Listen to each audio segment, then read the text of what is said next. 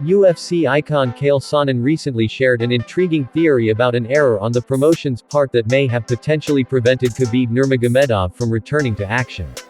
Sonnen pointed out that the UFC was bringing the former UFC lightweight champion the wrong numbers at their meetings. Nurmagomedov is widely considered among the greatest champions in UFC history and the best lightweight ever to reign over the division. The Eagle has a perfect 29-0 record and has defeated high-profile MMA stars like Conor McGregor, Dustin Poirier, Justin Gaethje, and Rafael dos Anjos. The Dagestani grappling savant faced Gaethje at UFC 254 in October 2020 in the last fight of his career. Nurmagomedov beat Gaethje via second-round submission and announced his retirement from the sport. He clarified that his father's passing made it difficult for him to continue competing and that he had vowed to his mother that he would call it a career. Since then, Nurmagomedov hasn't stepped foot in the cage.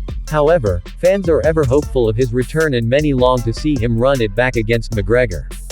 In a recent YouTube video, Sonnen theorized where the UFC went wrong in their efforts to bring Nurmagomedov back.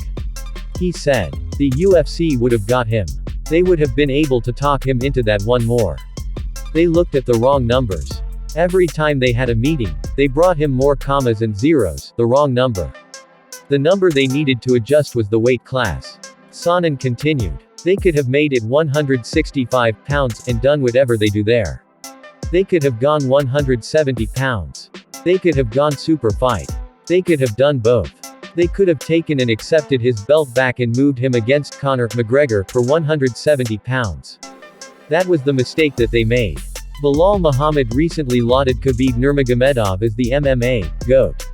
He likened the former UFC lightweight champion to Michael Jordan. Jordan is widely regarded as the greatest basketball player of all time.